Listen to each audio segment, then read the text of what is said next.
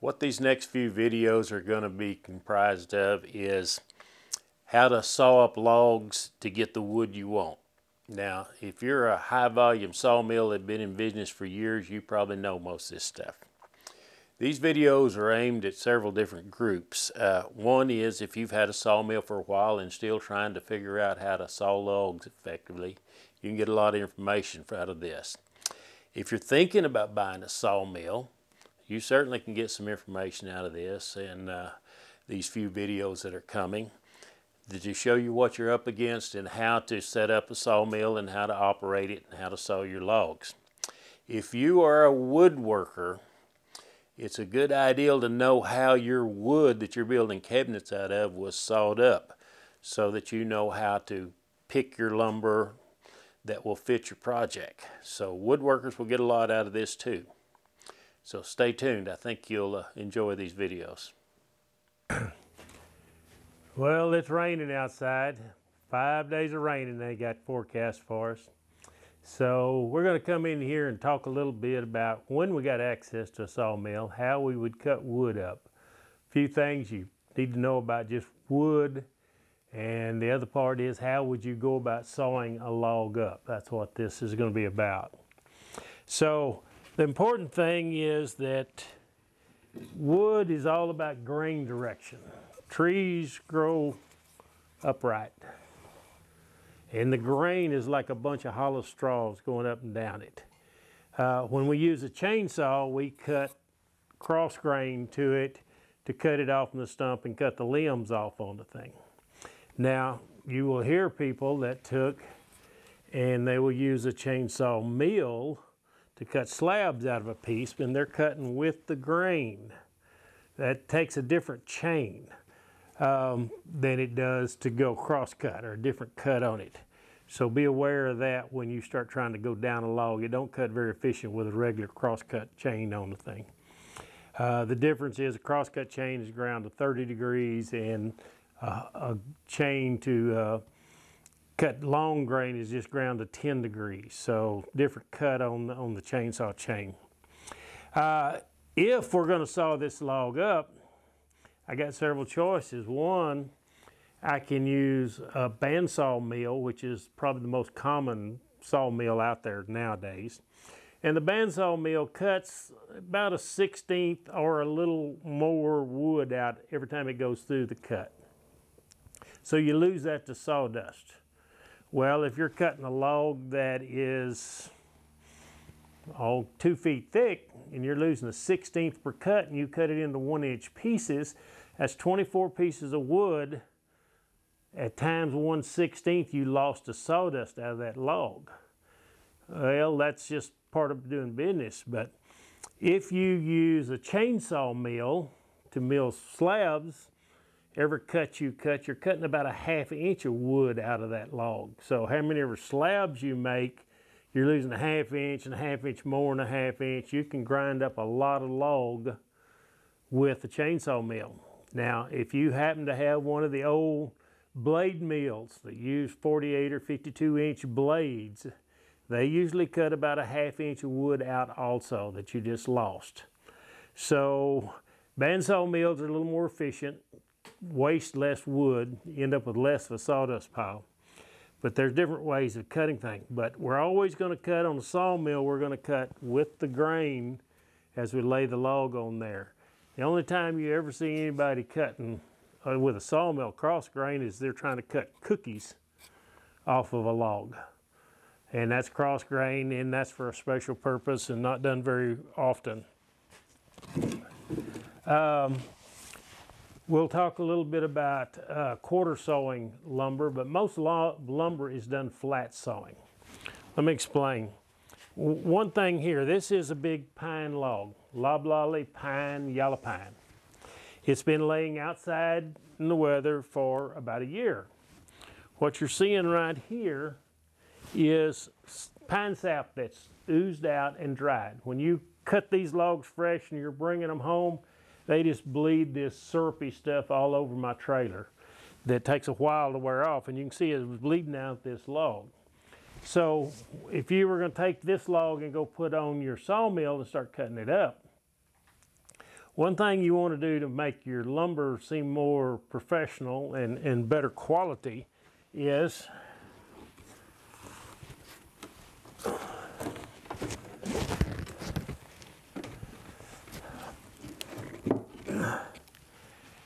take a chainsaw and cut just a little bit off the end. And in doing so, you make it all the lumber exactly the same length. It's not cutting crossways where you've done a bad chainsaw cut. And it makes it look far more professional on the thing. Now, just if I was going to cut this log, I would leave it laying out there 6 months to a year after I cut the tree down. And that's so this sap will dry. Notice that when I cut through this, we're not seeing any oozing of sap whatsoever because the sap is set in that log. And that's good for pine. You know, pine's the only one you really have a problem with, just a gluey sap in it that really causes you problems. If you cut this log one day and put it on your sawmill the next, pretty soon your whole blade's going to be coated in a sticky syrup, and it's going to throw that all over the inside of your saw. It's just going to make a mess. Let the log set a while to dry. One problem, you know, for every good thing, there's a negative thing. And the negative thing is you see these blue streaks in here. That's fungus. It's a blue-gray fungus that attacks a lot of woods that have sugar in it. If it's sweet, it'll attract that fungus and they want to eat on it.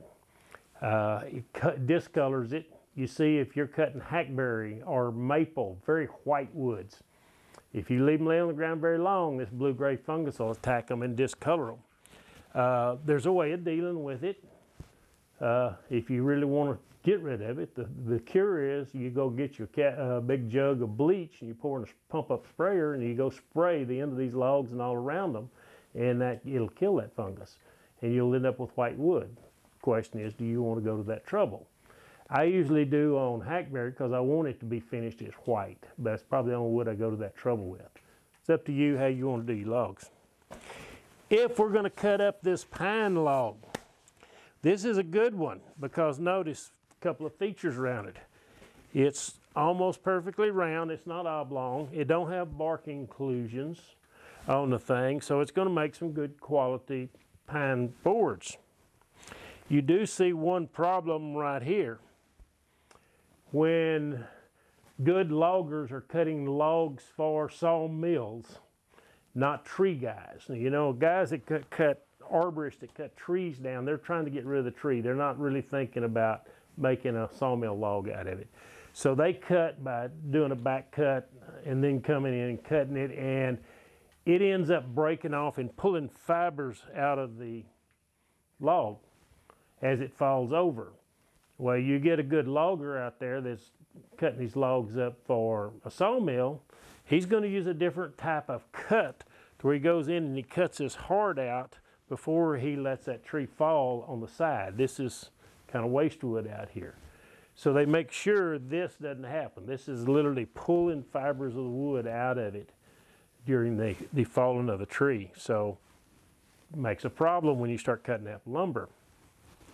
If we're going to take this pine log, okay, let's discuss one other thing. If you are buying a sawmill or you have a sawmill and your ambition is to use that sawmill to cut up pine logs into 2x4s and 2x6s, you are fighting an uphill battle. Weyerhaeuser and all the big sawmill companies have so much more efficient equipment. There's no way you can cut up with the efficiency they do this thing into 2x4s and 2x6s and go out and sell it and make a living at it. It's just not economically feasible. If you're wanting to have a sawmill and cut up something for your own barn and you're not worried about that factor, go cut them up. It's just really hard to get in the sawmill business and cut pine boards. The competition is just too severe in that area. But if you were going to cut it, one of the things you usually do on boards is you want not a natural edge, which includes the bark. You're not going to want that. What you want is a good straight edge. So the first thing you want to do on a log, well, the first thing you want to do on any log is find the pith.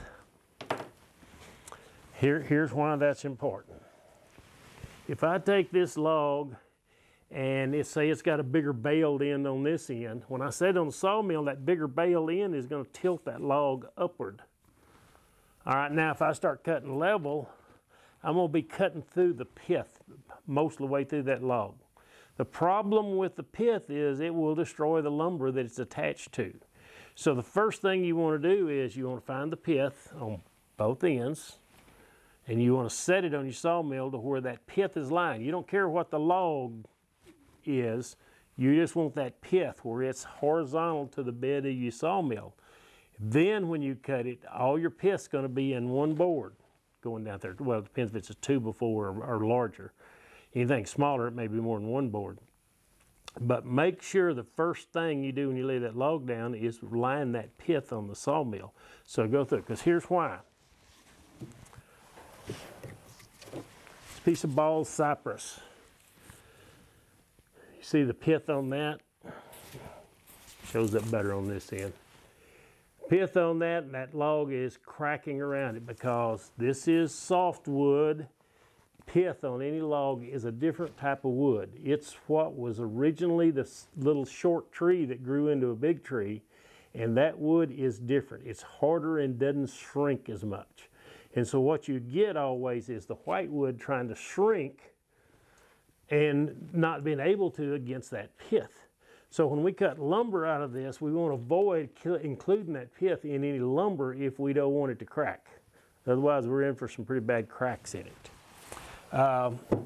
That's a piece of bald cypress. This is a piece of cherry. Now with this piece of cherry, you can see the pith was left in it. It was just a quarter chunk cut out of it. But you can see how it cracked radially away from that pith.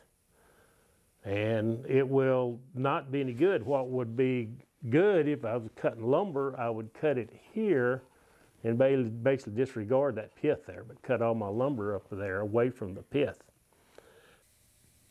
Here is another example. This is a red oak log, and I took some blue chalk and rubbed on it so that you can see how much it has warped having the pith in it. And the pith is really on the outside of this 2x12 piece of red oak. But you see how it distorted because it's a harder wood and everything had to bend around it. So you see the wood's kind of flat on each side of the pith, but boy, the pith sure does bow a board. So this is just another great example of why you need to get the pith out of your lumber. This red oak board now is practically useless because of the way it's warped around. Now it has been laying out in the weather, and that's caused the deterioration or warping to increase versus one that's been kept out of the weather. But still, it's bending around the pith, and that's the important part. You can see the growth rings of the tree, and that's what I was trying to show up with the chalk. That should help you out in understanding that. And now we got this large log on the sawmill, and the first thing we want to do before we start to saw it is we want to align the pith with the rails of the sawmill so that they're horizontally in the same plane. And my method of doing this, now if you've got a hydraulic sawmill, this is very easy. You pull a lever and the hydraulic cylinder lifts it, and you get in line real easy. You do pay significantly for that convenience. This is a manual sawmill, therefore I have to have something to move the log into alignment. If you're dealing with small log, you may be able to do it with just some tools. But a log this large is way too heavy to do anything manually with. So I have to have something like this tractor to lift one end of the log to get it all lined up. But the method I use is fairly simple. It goes like this. I get a stick that's straight. I take and just put a tape measure down there. And what we're looking at is the pith of this log is 12 3/4 inches tall, or up from that stick on this end. This is the south end of my sawmill. So we know that that's 12 3/4. So the next move is go to the other end. Now we're on the north end of the log. And you can see where I marked plainly the pith of the log out here. So we're going to see how far. I am 12 3/4 inches from my stick. So what that tells me is the pith is aligned on this log. It hardly ever happens this way, guys. So this is just a lucky break.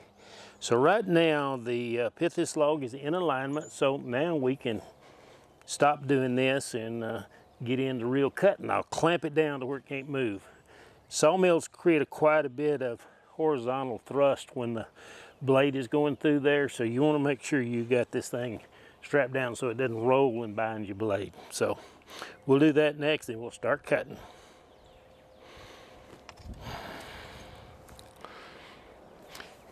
Notice that if I'd needed to move it, I've got this tractor set up there and I can lift one end of the log and put down spacers under the log on one end or the other to get it adjusted properly if I needed to. We didn't need to this time, so we're lucky. So anyway, if we're going to take this, if we've aligned our log by the pith, the second thing we're going to do is figure out how we're going to cut it. If I'm going to cut quality lumber out of this tree, the first thing I want to do is I want to kind of figure out what it's going to take to get rid of the bark but square it up. See, I want to end up inside the bark at every corner. I'm hoping y'all can see that. I'm going to go darker.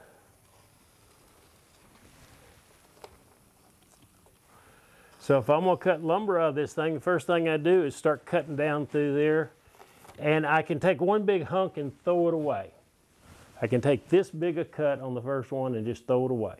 If you're not trying to save lumber, a lot of people do that because pine logs are cheap.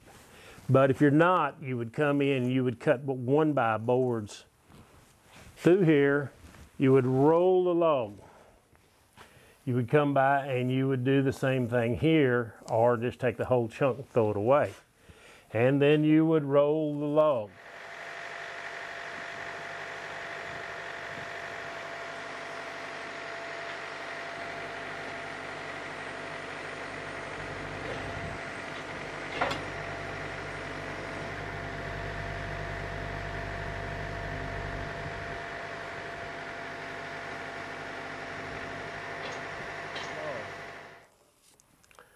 And then you would go to the last one and you would roll the log. Once you've done that, you've got clean edges here, here, here, all around your lumber. So now, depending on how your diameter of the log is, you can figure out what size of boards you want. Let's say we were going to take this and we wanted 2x12 pine boards out of it. You could take and do this. Just take your log and figure out what 12 inches is. Make you a mark.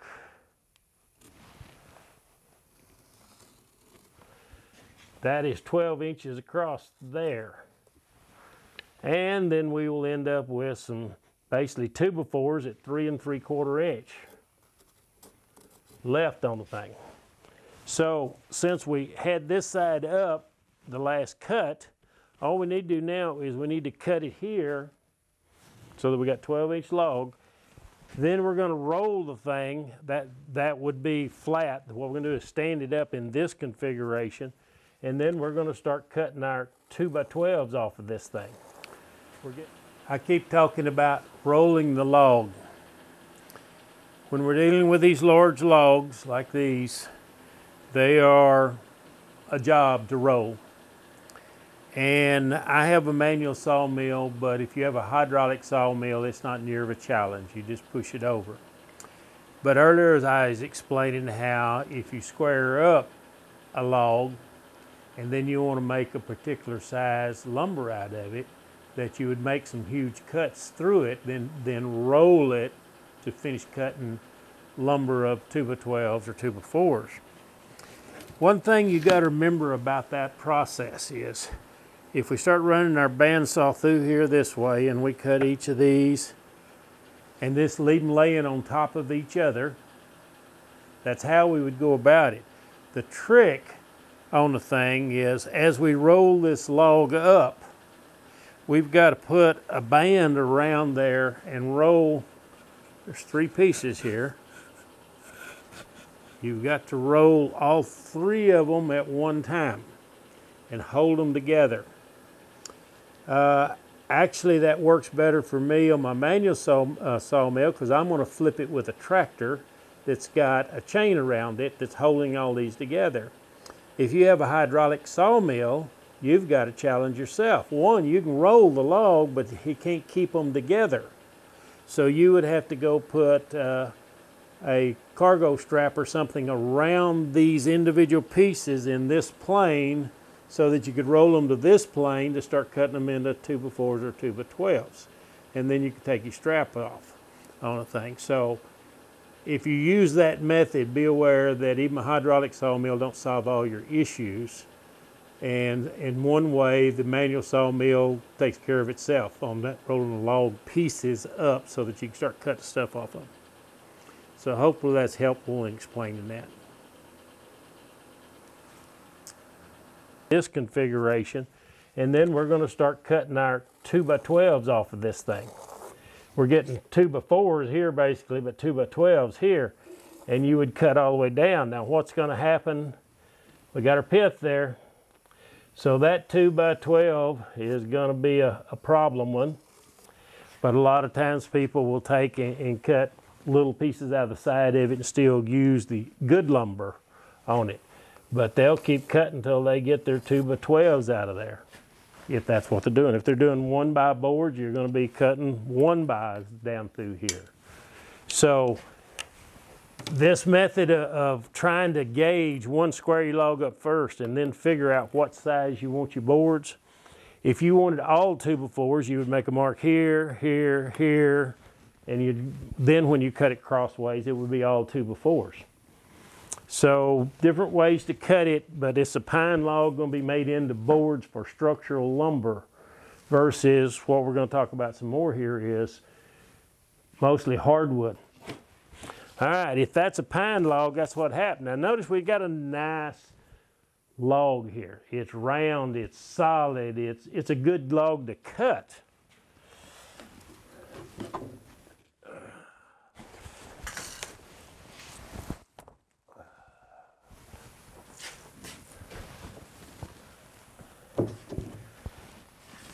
This is a mesquite log. Mesquite has some of the prettiest lumber you can ever make anything out of as a finished product. Problem with mesquite is mesquite has natural imperfections all through it. So when you try to get a big log of mesquite, what happens is mesquite trees grow, and as soon as they get off the ground, they start branching. And then right above that, they get crooked. And so it's really hard to get long boards out of mesquite. That's one reason mesquite sells for such a high price, is you end up having to baby it and cut around all these unusual things in it. And here's some of the things you'll see in all mesquites. Here's a bark inclusion where the bark literally folded in on itself. Here you see it grew next to another one, and they actually grew together but left a void between them. This is called wind shakes. It's very prominent in mesquite and some other trees. And it's caused because the wind is in storm, the wind blows and it flexes. Remember, the pith is a different wood than the rest of softwood, and it breaks it loose. It literally breaks the pith wood from the softwood loose. And you see that, so you end up with cracks in it. So if I was going to cut up this mesquite tree, I might just stand it up on its end and just start cutting here and get a few boards and then get a few more here. That's basically trash, that's trash, but I might get a little old board out of here. So I ended up with small boards. Here's showing the pith or hardwood of the thing, not necessarily the pith in the wood thing, but here's just a limb knot in it, you know. Geez, you know, mesquite is just full of problems, but when you make something out of this, that's the most beautiful wood you'll ever make anything out of. but you'll pay a price time you piece together a bunch of small boards if you're a woodworker. But mesquite has its issues. Hopefully, if you want to do it, you just be aware of them and plan on it. Earlier, when I was talking about mesquite wood and all the problems with mesquite wood, it depends on your point of view where that's a problem. As you go from your mesquite log into a product, whether it's a woodworking project or wood turning project, you might try to remove all of those imperfections in mesquite. There's a pretty strong movement on right now about not hiding wood's imperfection, but showing it off so that you kind of understand what nature has done to it. So there's two groups of people. Some people like to remove the imperfections. Some people want to leave them so that you can see how the wood naturally grows. These are examples of it using mesquite. This is a mesquite vase, and it turned and left some of the bark on. It creates character and shows you that, you know, it come from a living log on the thing. Now you might notice that this has got some turquoise filling powder in it. One of the thoughts, back to fill in the voids, a lot of people will fill voids with epoxy, with powders that basically are plastic dust that we mix with epoxies of different colors. In this case, it's turquoise. This shows off the cracks and imperfections in this vase. Shows them off. Some people like that. One neat thing about this vase is if you don't like the bark on the front, turn it around and you now got a beautiful mesquite vase with hardly any imperfections showing. So you can display it either way you want with this particular piece. Again, here is a mesquite bowl. Now with this mesquite bowl, it's got several imperfections, and the major one being a limb knot right through it. And we have filled it with epoxy with turquoise powder mixed in, and this shows off the imperfections. Here's another imperfection that was filled the same way. So you can decide what you want to do. Now, again, if you don't like the imperfections, turn it so that whoever's viewing it views this side of it instead of this side, which gives you a different look. But here we're trying to show off the imperfections of the wood.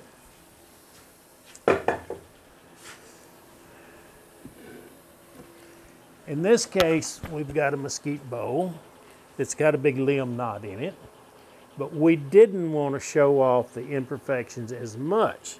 We still filled the crack with epoxy, and I found out with black walnut and mesquite that if you mix copper powder with your epoxy, it shows it off, but it doesn't really slap you in the face like a turquoise fill would be. Also, there is some brown to black powders you can mix that makes them blend in. So you see there's an imperfection in this base, this bowl, but it's not as noticeable because I didn't use something bright like turquoise to fill it. You can see it here again. And again, it's not too noticeable unless you look close that I filled an imperfection in the wood. So, is mesquite a bad wood? Depends on what you're going to use it for and your opinion on woods. Some people love it because it has imperfections in it and gives them something to show off and work with. So it's a matter of personal taste. And so whichever one yours is, either side of the street you're on, either one of them's right because it's your taste. So we'll do a lot more when we get into the shop and show how to fill with epoxy and take care of imperfections in wood in a lot of different ways in later episodes. So stick around for those, and we'll show you how to make some pretty furniture or bowls out of the stuff.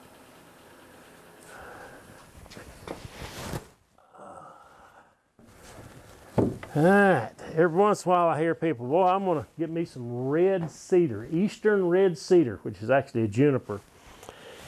and cut boards out of it. I don't know how many times I've been fooled with these cedars about cutting big ones down in excess of 2 foot diameter to find out the termites beat me to it.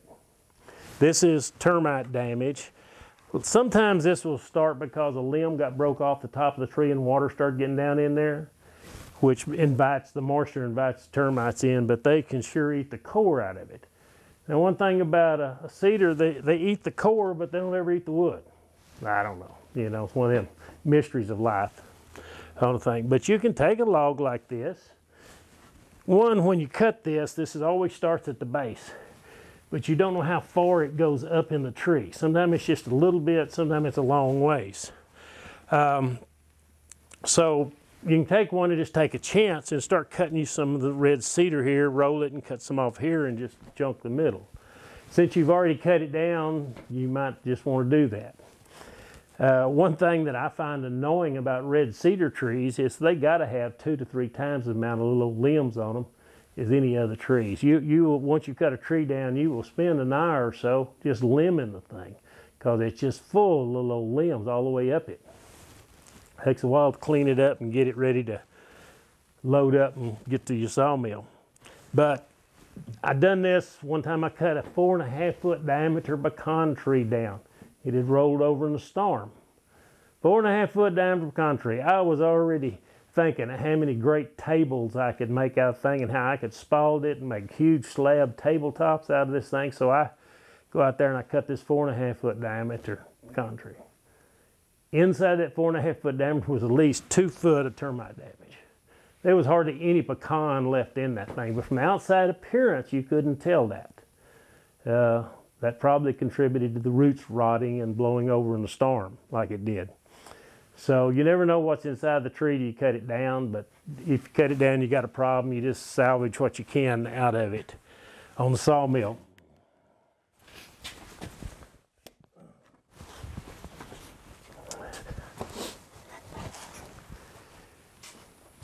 When I was showing you the pine slab, I was talking about the possibility up there on the outer edges of cutting some 1-inch boards off of that. Well, if you do, be prepared for this. That wood is, the grain in it is in a circular motion, and what it does is it originally was cut this way. Well, it tries to straighten out, so it bends the other way.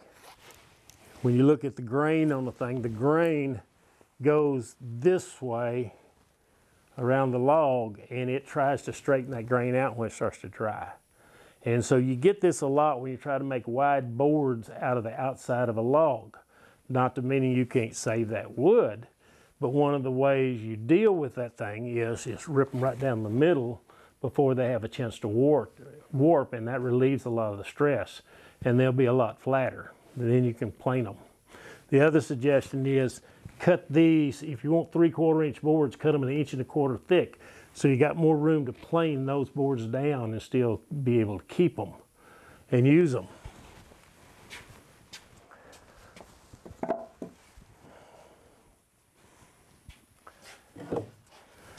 This is what I was talking about. You can see on this Douglas fir, the grain going cathedral-wise where it's going across. When this thing dries, that grain tries to straighten out. But you can see that very distinctive grain on it. If you see somebody talking about quarter sawing, what we're looking for at quarter sawing is we're looking for this grain of the wood to be, as it goes around the log, to be almost 90 degrees to the board. This is the strongest and less able to move and warp on any part of the log is any of the quarter sawn pieces. Now that's just for structural things I'm talking about here. A second reason you want a quarter saw. This is a piece of white oak. I think it's prettier on this side. These are modular rays. And the modular rays are only appear if you quarter saw oak. If you flat saw it, you will never see them. But if you're making a big table and you're making it out of quarter sawn oak, It adds a lot of figure to those tables, so it's a very desirable thing. It's also, as a sawmill operator, one of the hardest things to cut and most time-wasting things to cut, which is why quarter sawn lumber is always charged more for it, because you have to flip and turn the log to get it cut out of there. But what you get is these modular rays showing in your finished woodworking project. And if you hear people cutting sycamore, you see these little crosshatch. If you quarter saw sycamore, you get this little look there to it that you will not see if you cut it any other way. It's all hidden till you quarter saw it, then that'll show up. Very desirable look to something.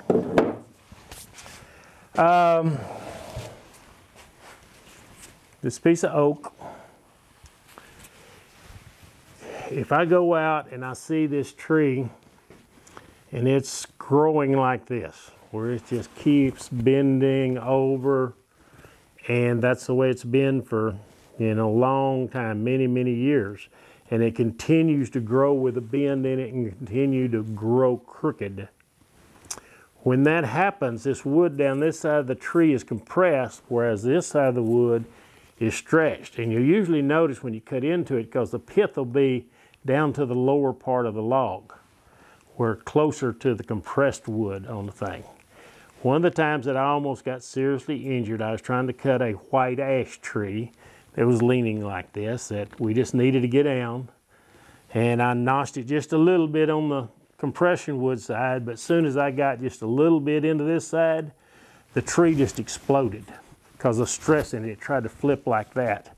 And pieces of wood went everywhere, and knocked my chainsaw plumb out of the thing. And luckily I run fast enough that I didn't get the thing down on top of me, because then the second move is it went up, then everything come down.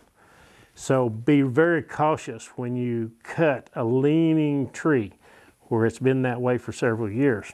The second thing is, there's not really much reason to bring that home for lumber, because it is some of the worst lumber you could probably put in your stack. It works for firewood, cut in short lengths, and you can make firewood out of it. But the problem with this bend is once you start cutting lumber, it starts trying to straighten out. And in doing so, because part of the wood is compression wood and part of it's softwood, it never tries to go straight out, it tries to go crooked. So you end up with a stack of lumber that's got a corkscrew look to it and a cup and a bow, and doesn't seem to ever get any better. My advice, if you see one of these trees, is make firewood out of it or leave it in the woods. It will cause you all kinds of problems on the sawmill, and it's just dangerous to take down because of that.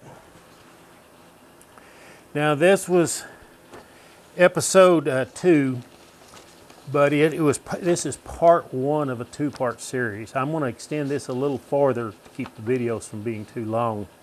So stay tuned for part 2 of this same talk about wood and how to cut it up. If you liked this video and you thought it was helpful, please hit the like button down there. Also subscribe. That'll see that you get notifications about the future videos we'll be coming out with. So if you like this, stick with me. We got a lot more things to talk about and do. We're kind of staying inside here for a day or two because of the weather, but we'll be back outside at the sawmill real soon.